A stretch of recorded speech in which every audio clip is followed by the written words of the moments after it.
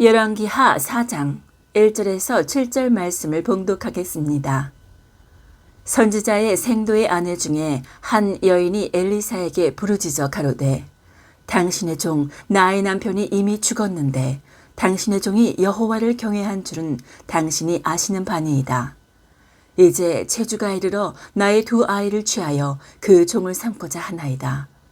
엘리사가 저에게 이르되 내가 너를 위하여 어떻게 하랴? 내 집에 무엇이 있는지 내게 고하라. 저가 가로되 계집종의 집에 한 병 기름 외에는 아무것도 없나이다. 가로되 너는 밖에 나가서 모든 이웃에게 그릇을 빌라. 빈 그릇을 빌되 조금 빌지 말고 너는 내 두 아들과 함께 들어가서 문을 닫고 그 모든 그릇에 기름을 부어서 차는 대로 옮겨 놓으라.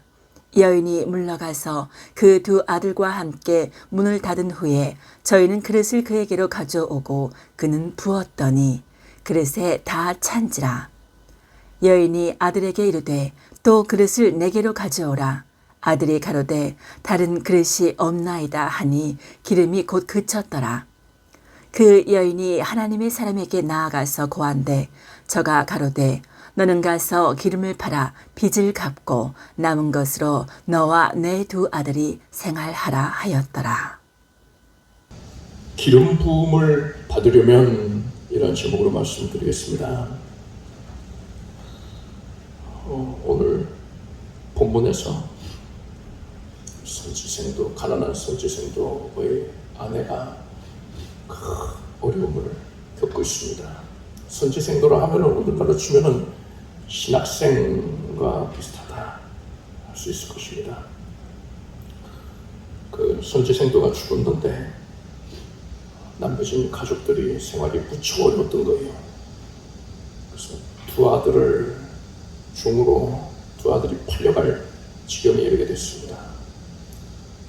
그런데 하나님께서 이 과부의 형편을 돌아보시고 문제를 해결해 주시는 겁니다. 하나님께서는 신령한 것만 나에게 구해야지, 거룩한 것, 신앙적인 것, 그것만 구할 줄 알아야지 물질을 구한다든가 건강을 구한다든가 문제 해결을 구한다든가 어떻게 이렇게 세속적인 걸 나한테 구할 수 있느냐, 이러지 않으신단 말이에요.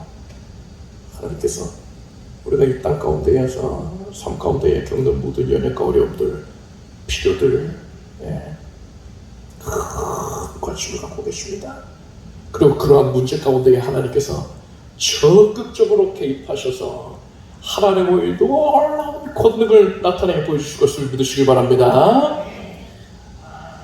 이 말씀이 우리가 겪고 있는 모든 문제들 하나님이 개입해 주실 것을 기대하게 만들기에 우리에게 더욱 큰 은혜로 다가오는 것입니다. 구약 성경에서 기름을 붓는다라는 것은 하나님의 선택하시는 것과 또 하나님께서 기름을 이 능력을 나타내신다는 것을 뜻하고 있습니다. 그래서 이스라엘 백성들은 왕을 세울 때에 그리고 또 제사장을 세울 때에 그 머리에 기름을 부었습니다. 올리브유 같은 그런 류의 기름을 붓는 겁니다. 그뿐 아니라 손님이 집에 찾아왔을 때에도 손님의 머리에도 기름을 몇 방울을 떨궈 주었어요. 이것은 그 팔레스타인 지역에서 모래바람에 머리 헝클어졌을 때 머리 잘 정돈하게끔 그렇게 해주는 의미도 있지만 그것보다 더 중요한 게 무엇이냐, 하나님께서 너에게 복을 주시기 원한다, 이러한 의미를 표현을 하는 것입니다. 이스라엘 사람들은 이렇게 기름을 붓는 관습을 통하여서 하나님께서 기름을 부어주시는 것을 사모하고 있는 그 마음을 드러내 보였던 겁니다. 그것이 자연스럽게 그 관습 가운데 반영이 된 것이죠.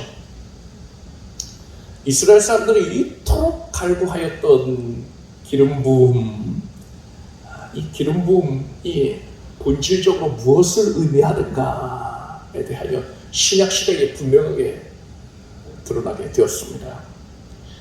기름 부음의 실체가 무엇이었느냐? 예수님을 가리켜서요, 구세주, 메시아라고 부릅니다. 메시아는 히브리어입니다. 기름 부음을 받은 자라는 뜻이에요. 예수님께서 세례 요한에게 세례를 받으시고 물 밖으로 나오실 때에 성령이 비둘기 같은 그런 형체로서 예수님의 위에 임하셨습니다. 성령이 충만하게 예수님을 뒤덮는 그 모습을 세례 요한이 영안이 열려서 그것을 보게 되었던 거예요. 그리고 사도행전을 보니까 하나님이 나사렛 예수에게 성령과 능력을 기름 붓듯 하셨음에 저가 두루다니시며 착한 일을 행하시고 마귀에게 눌린 모든 자를 고치셨으니 이는 하나님이 함께 하셨음이라 했습니다. 성경에서 성령을 종종 기름으로 비유하곤 합니다.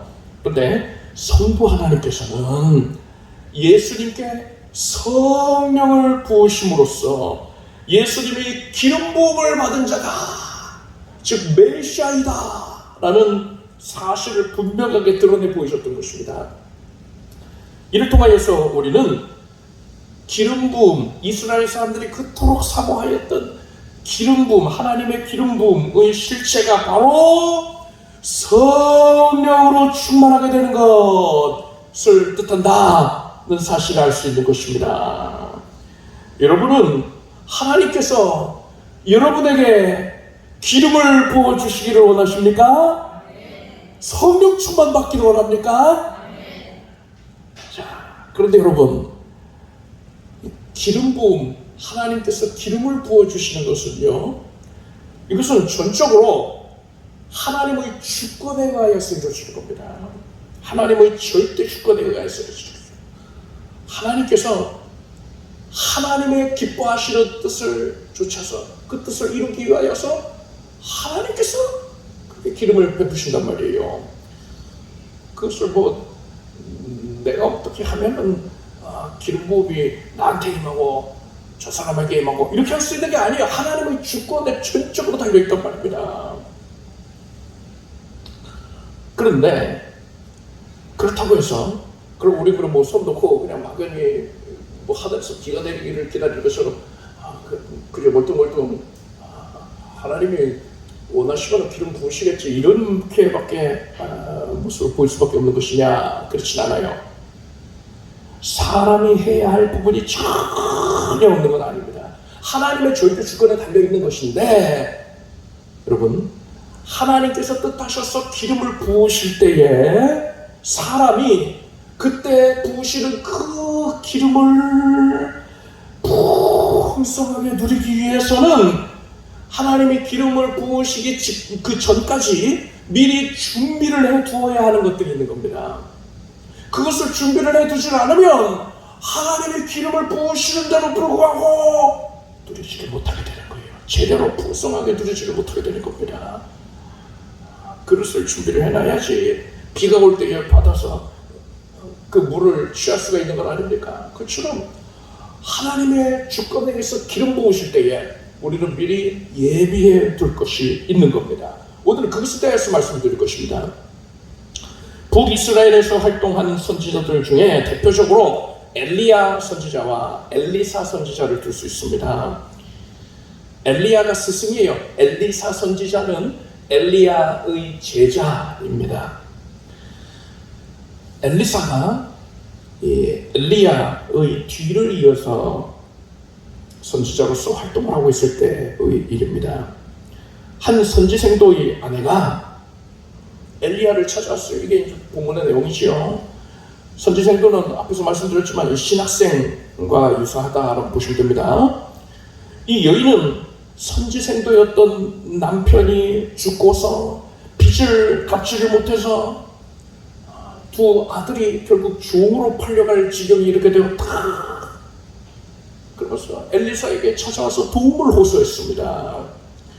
이 말을 들은 엘리사가 내 집에 무엇이 있는지 내게 고하라 했습니다.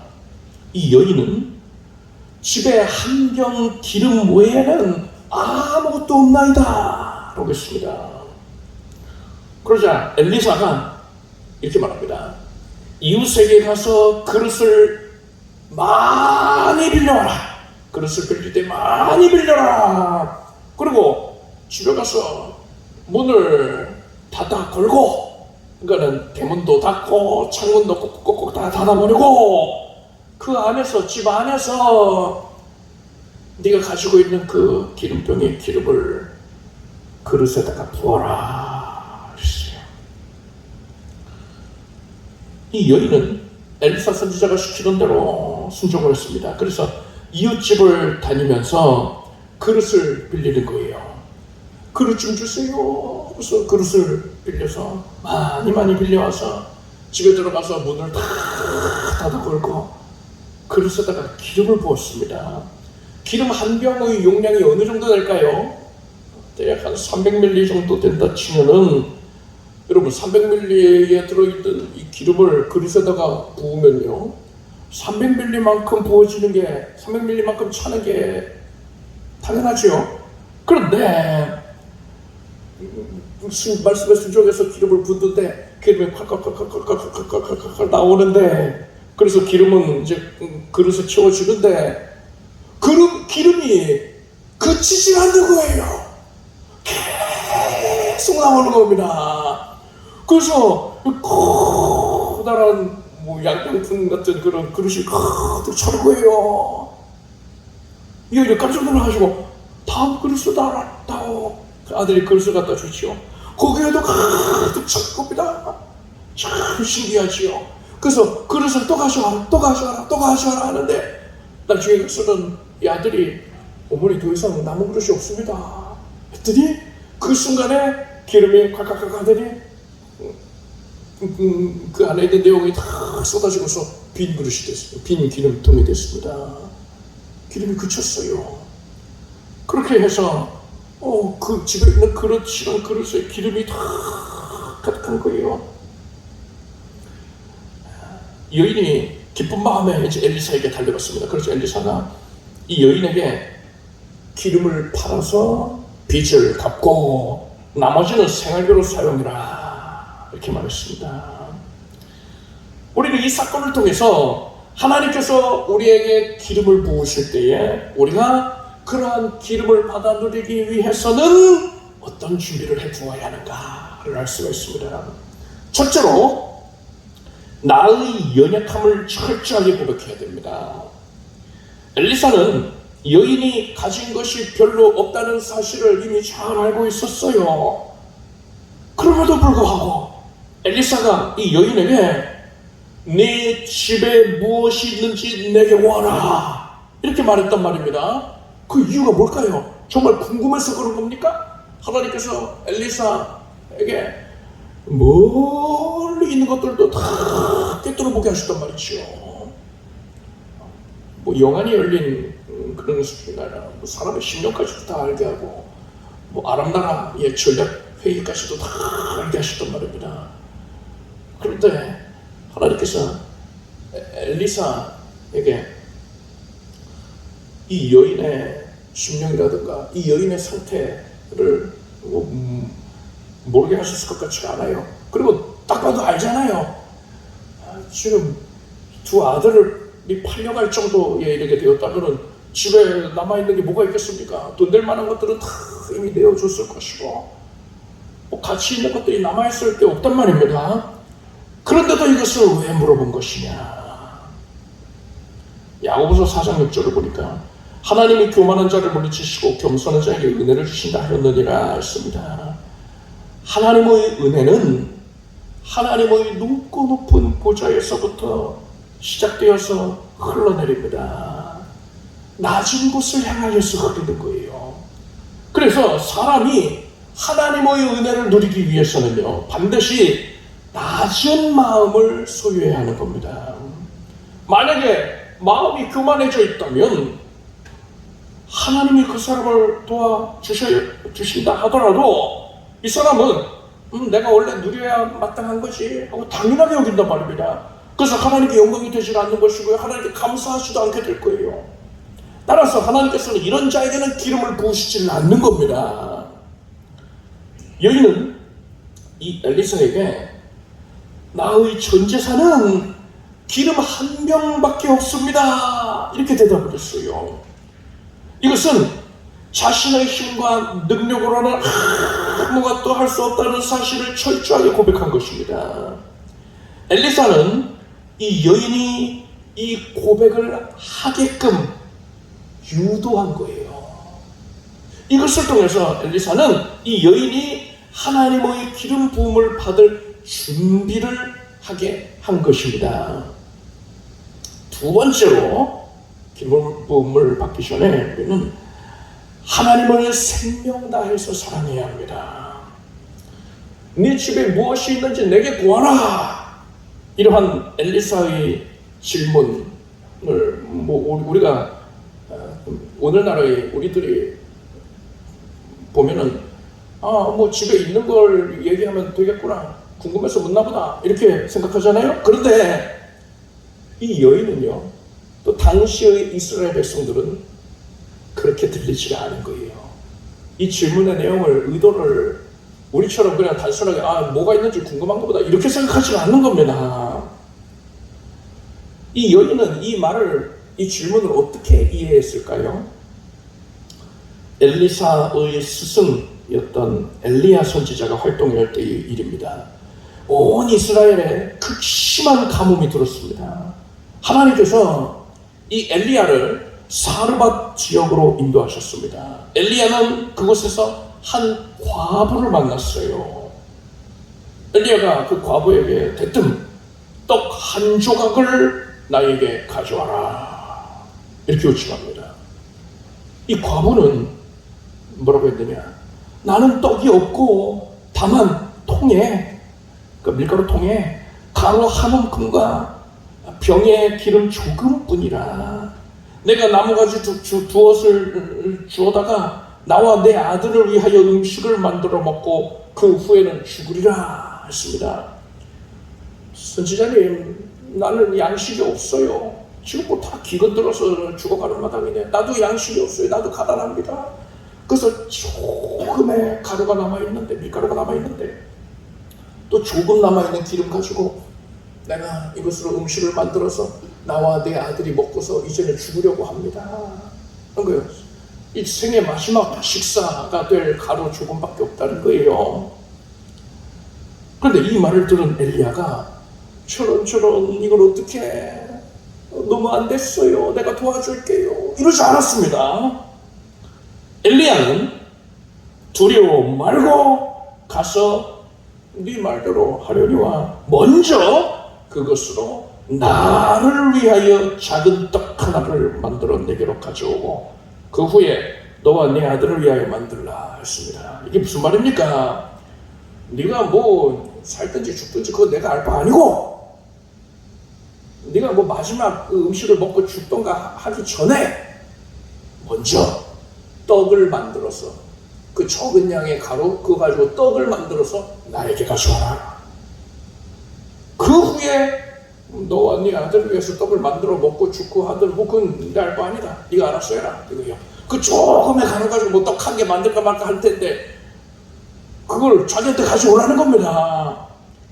너무 매몰차다 생각할 수가 있지요. 너무 매정하다고 생각합니까? 그런데 여러분, 이 과부는요, 그 말을 듣고서 엘리야가 하나님의 선지자다라는 그 이유만으로 그 말씀에 순종하였습니다. 자기 생애, 자기 아들, 사랑하는 아들의 생애 마지막 양식을, 그 음식을 기꺼이 내어준 거예요. 그래, 이거 먹고 죽으나 안 먹고 죽으나 똑같다, 우선은 내어준 겁니다. 그리고 하나님께서는 이러한 과부의 헌신을 기뻐하셔서 가뭄이 끝날 때까지 이 밀가루 통에 가루가 떨어지지 않게 해주셨어요. 밀가루 통을 쏟으니까 가루가 조금밖에 없었는데 계속 나오는 거예요. 기근이 끝날 때까지 밀가루 걱정 안 해도 됐단 말입니다. 그리고 기름병에 기름이 그치지 않고 계속 나오더란 말입니다. 이 이야기는 이 사르밧의 과부가 나만 알고 있어야지 하고 입 꼭 닫고 있었겠습니까? 여기저기 다니면서 간증을 했을 거예요. 그래서 이스라엘 사람들이 다 알게 되었을 것입니다.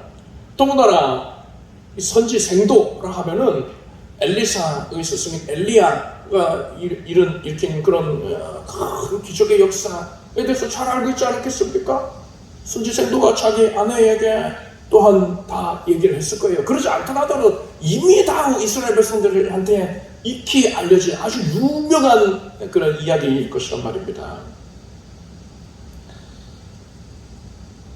그래서 이 가난한 선지생도의 아내 이 과부도 자신의 삶 가운데 그런 어려움이 봉착해 있으니까는 그때 그 사르밧 과부에게 기적을 베푸신 하나님께서 우리 집에도 나의 삶 가운데도 그런 기적을 베풀어 주셨으면 좋겠다, 이런 마음이 굴뚝 같았을 것입니다. 그렇기 때문에 또 엘리사를 찾아온 걸 수도 있지요. 자, 이런 내용을 알고 있는 이스라엘 백성들에게, 그리고 이 과부에게 지금 엘리사가 내게 무엇이 있느냐 이렇게 물었단 말입니다. 그러면 이게 뭘 뜻하는 겁니까? 그 사르밧 과부가 자기 생의 마지막 음식, 자기 사랑하는 아들을 위하여 만들 마지막 음식까지도 하나님께 드렸는데 너도 그걸 드릴 수 있겠느냐? 이거예요. 하나님께 바칠 수 있겠느냐? 이 질문 앞에서 이 과부가, 선지생도의 아내였던 이 과부가 뭐라고 했습니까? 저에게 값이 나가는 것이라고는 고작 이 기름 한 병밖에 없습니다. 그렇지만 옛적에 그 사르밧 과부가 그랬던 것처럼 저도 이것을 전혀 아까워하지 아니하고 하나님께 기쁘게 드리겠습니다, 이렇게 고백을 한 거예요. 기름 한 병뿐이니이다. 이거는 내가 드릴 게 기름 한 병밖에 없네요, 이겁니다. 여러분, 하나님께서 사람에게 헌신을 요구하시는 이유가 뭡니까? 너희 것을 나에게 달라.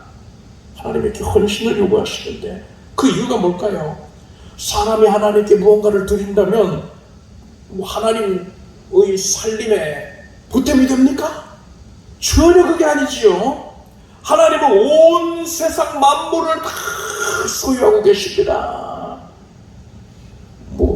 모든 사람들이 소유하고 있는 거, 그거 다 이미 하나님 거예요.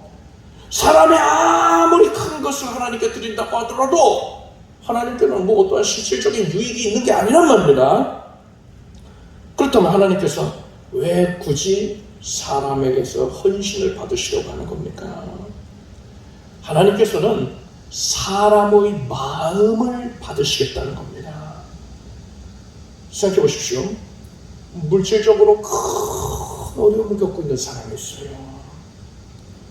그래서 그 사람은 다른 누군가를 도와줄 여력이 전혀 없습니다. 아이고, 내 코가 석자인데 누가 누구를 도와, 이런 상황이에요. 누가 봐도 그것이 인정을 받을 상황입니다.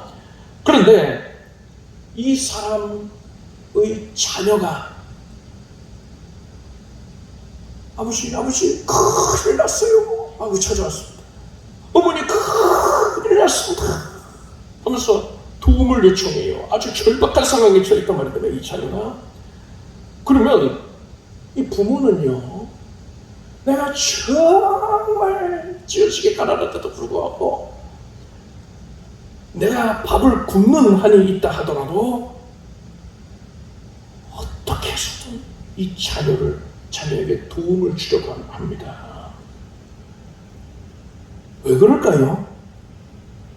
나에게 아무런 여유가 없는데도 왜 굳이 내가 더 괴로움을 겪으면서까지 자녀에게 도움을 주려고 하는 겁니까?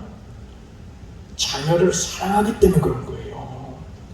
사랑하기 때문에 자신의 것을 어떻게 해서든지 내어주려고 하는 겁니다. 하나님은 우리를 사랑하셔서 독생자 외아들을 아끼지 아니하시고 내어주셨습니다. 예수님은 자기 자신의 생명까지도 아끼지 않고 내어주셨습니다. 이렇게까지 우리를 크게 사랑하신 하나님이신데 그 사랑을 우리에게 주신 하나님께서 이제 우리에게 사랑을 요구하고 계시단 말입니다. 우리가 하나님의 그 큰 사랑을 받은 자답게 이제는 목숨을 다해서 마음과 뜻을 다해서 하나님을 사랑하기를 원하시는 겁니다. 그래서 하나님께 헌신함으로써 그 사랑을 표현하라는 거예요. 사르밧 과부가 마지막 음식을, 생의 마지막 음식을 엘리야에게 바친 것과 오늘 본문의 여인이 이 기름 한 병을 하나님께 바치고자 한 것은 하나님을 생명 다해서 사랑하는 그런 마음을 표현한 것이다 할 수 있습니다. 나를 사랑하는 자가 나의 사랑을 입을 것이라 했습니다. 하나님께서는 이러한 사람이 하나님을 생명 다해서 사랑하는 이 마음을 크게 기뻐하시고 기꺼이 그에게 기름을 부어주셨던 것입니다. 자, 우리가 준비해야 될 것 세 번째로 믿음의 그릇을 가져야 합니다. 엘리사는 이 여인에게 이웃집에서 그릇을 빌려오라 했습니다. 이것은 하나님의 은혜를 받아 누리기 위해서는 반드시 먼저 그릇이 준비되어야 한다라는 걸 교훈하는 겁니다. 구원의 은혜를 생각해 보십시오. 가장 대표적인 은혜잖아요. 구원의 은혜를 떠올려 보십시오. 하나님은 모든 사람이 구원받기를 원하고 계십니다. 디모데전서 말씀에 하나님은 모든 사람이 구원을 받으며 진리를 아는데 이르기를 원하시리라 했습니다. 분명히 모든 사람이 구원받기를 원하고 계세요. 그래서 예수 그리스도의 죄사하여 주신 은혜는 모든 사람에게 차별 없이 이미 허락이 된 겁니다. 그런데 모든 사람이 구원받았습니까?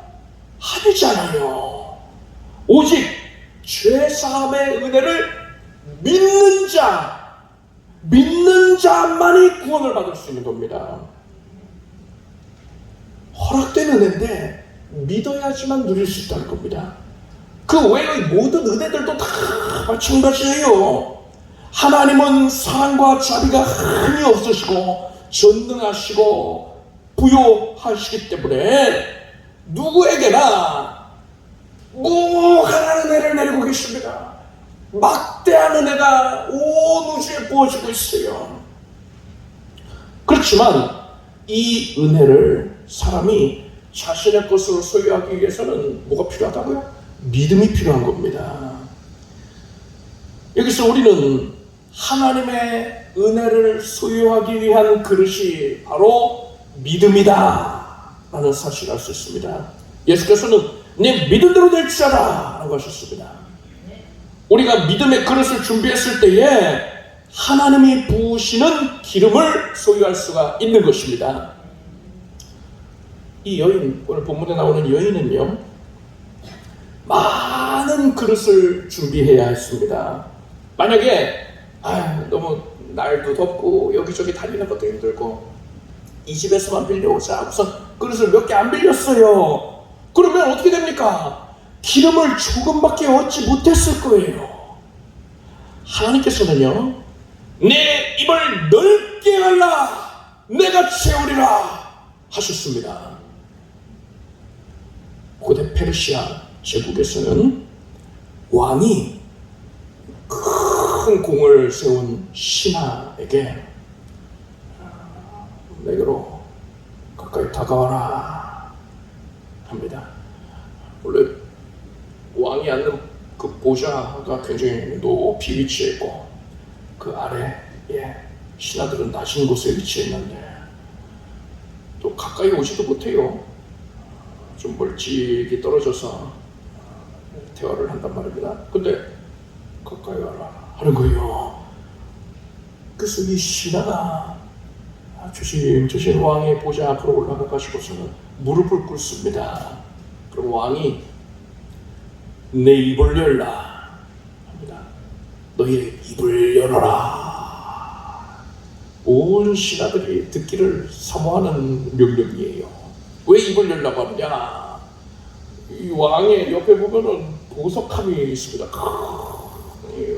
보석 항아리 같은 것이라고 생각하셔도 돼요.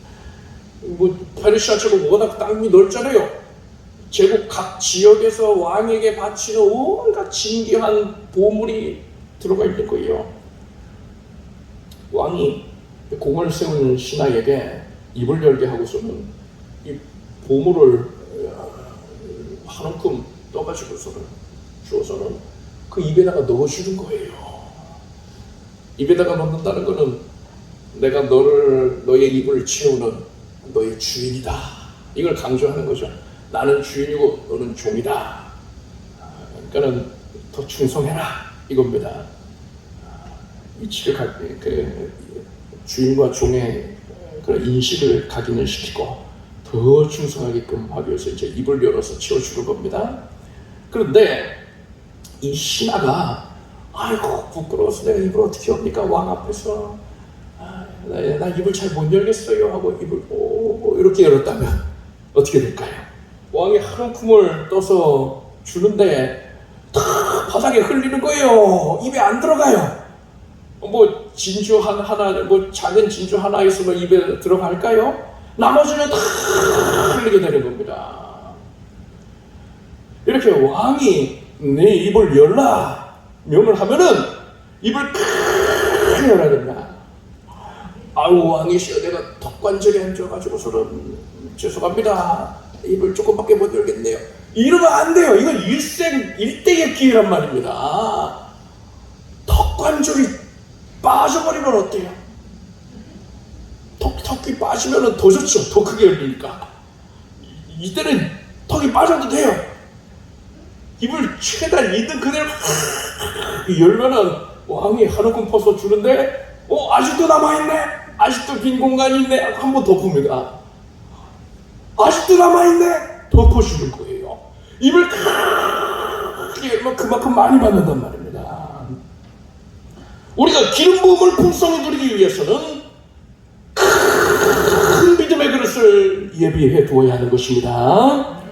큰 그릇을 준비하기 위해서는 두 가지 노력을 해야 됩니다. 첫째는 절대로 의심해서는 안 된다는 거예요.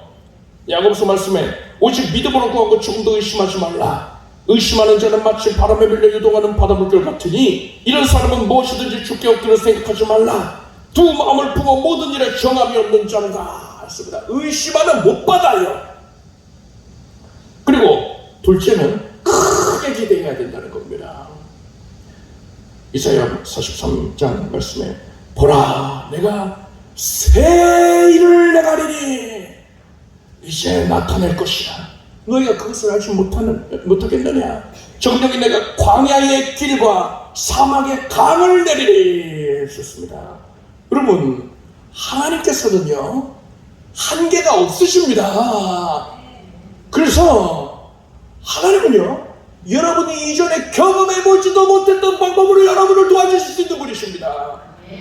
내가 생각할 때는 이 문제를 해결하려면 이 곤경을 해결하려면 이렇게 돼야 될 텐데 그렇게 될 가능성이 안 보인다. 그건 사람 생각이고요.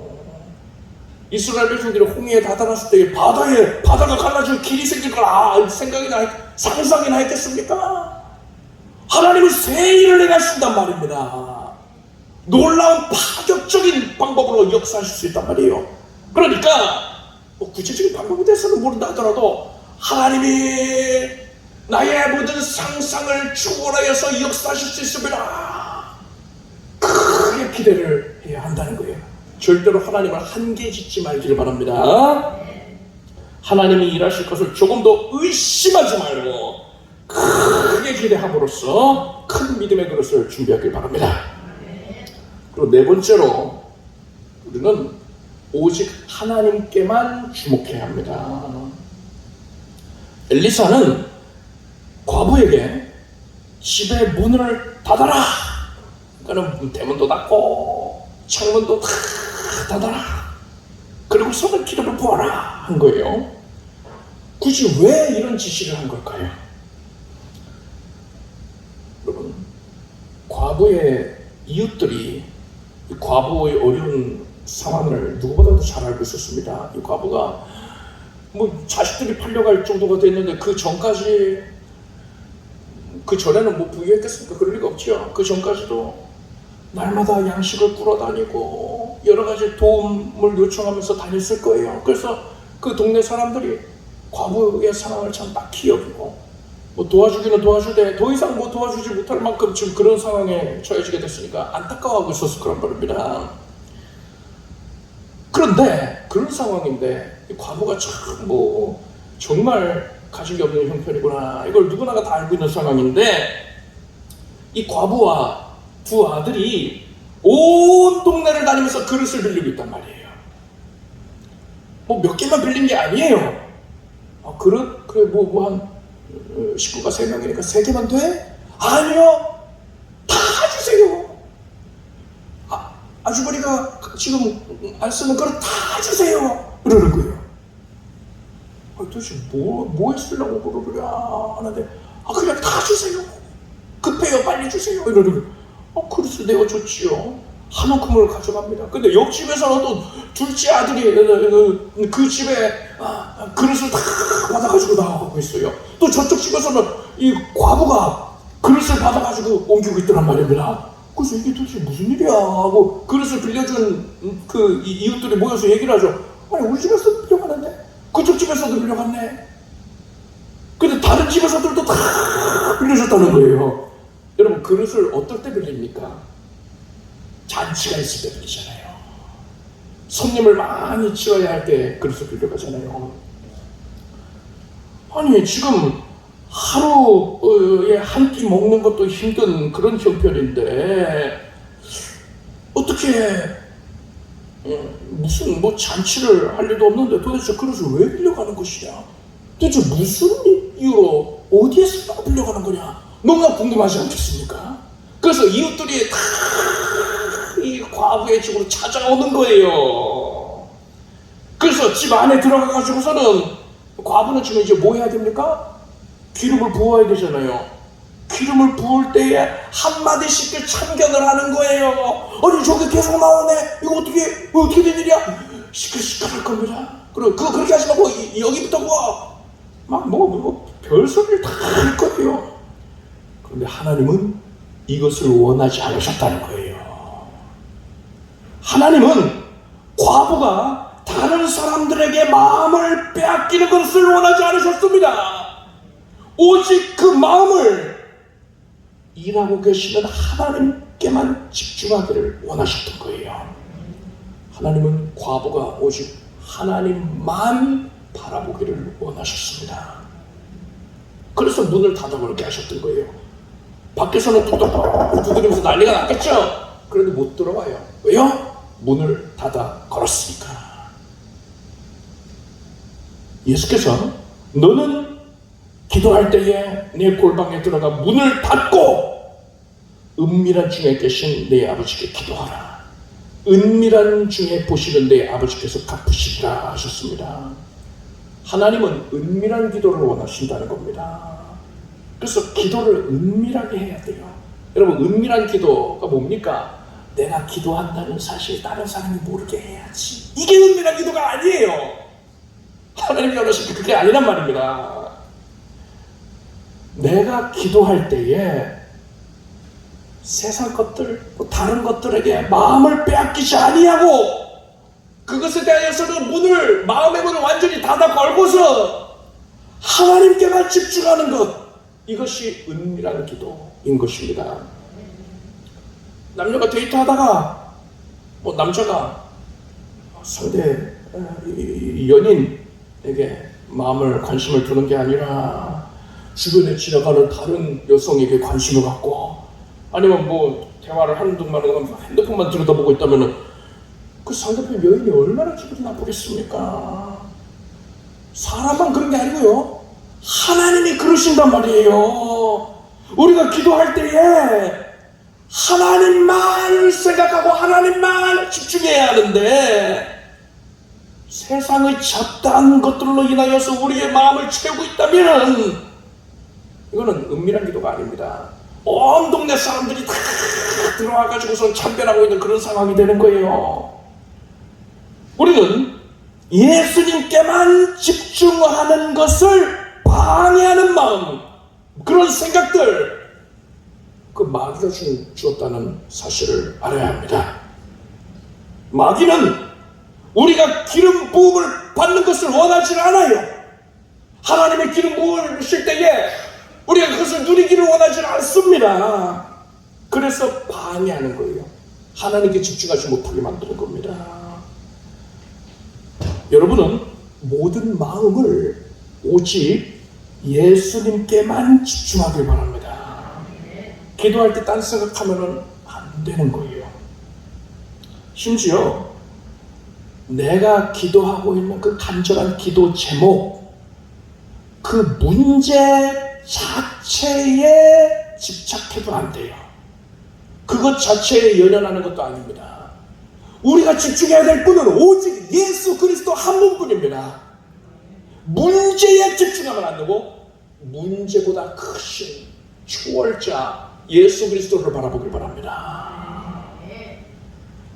예수님께만 집중하는 것은 기도할 때에만 그러라는 게 아니에요. 기도할 때 당연히 그래야 될 것이고 찬양할 때에도 지금 예배 시간에도 그리고 더 나아가서 삶의 전 영역에서 예수님만을 주목해야 되는 것입니다.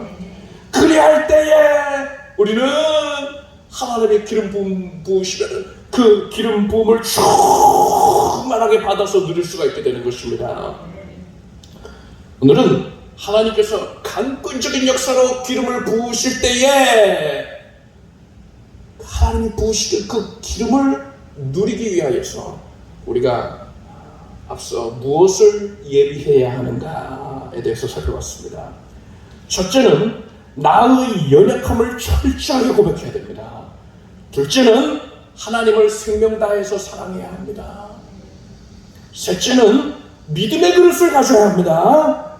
넷째는 오직 하나님께만 집중해야 합니다. 여러분, 이 말씀을 마음에 깊이 새기십시오. 이것을 반드시 적용해야 돼요. 그럴 때에 하나님이 기름을 부으시면 그것을 충만하게 풍족히 받아 누리게 되는 것입니다. 그럼 언제 부으시느냐? 언제 기름 부으실까? 여러분, 다윗이 이렇게 고백했습니다. 시편 23편을 보니까 주께서 내 원수의 목전에서 내게 상을 베푸시고, 그러니까 잔치상을 차려주신 겁니다. 기름으로 내 머리에 바르셨으니 내 짤이 넘치나이다. 원수의 목전에서 기름을 부으셨다. 원수의 앞에 있을 때에 그때 하나님께서 그때에도 다윗에게 기름을 부으셨다는 겁니다. 원수, 여러분을 힘겹게 하는 것, 여러분의 신앙생활, 여러분을 하나님께 받은 사명, 그것을 감당하지 못하게 방해하는 것들, 그것이 이제 원수 아닙니까? 마귀 말입니다. 여러분, 이것을 분명히 깨달으십시오. 여러분이 아무리 어려운 문제에 봉착해 있다 하더라도 하나님은 지금 여러분의 머리에 물 붓듯이 기름을 붓고 계시다는 겁니다. 원수의 목전에서 지금 기름을 붓고 계시다는 거예요. 그래서 우리가 오늘 증거된 말씀을 실천한다면 여러분이 지금 하나님이 차려주신 그 잔치상에 앉아있는데 잔을 들고 있단 말입니다. 여러분이 들고 있는 믿음의 그릇, 그 믿음의 그릇에 기름이 차서 흘러 넘치게 될 것입니다. 성령으로 충만하게 되는 거예요.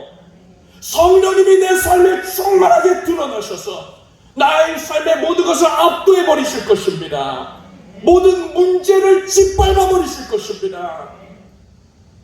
성령께서 그렇게 드러나시면 모든 원수들이, 모든 악함, 모든 문제들이 소리를 지르면서 떠나가 버리게 되는 것입니다.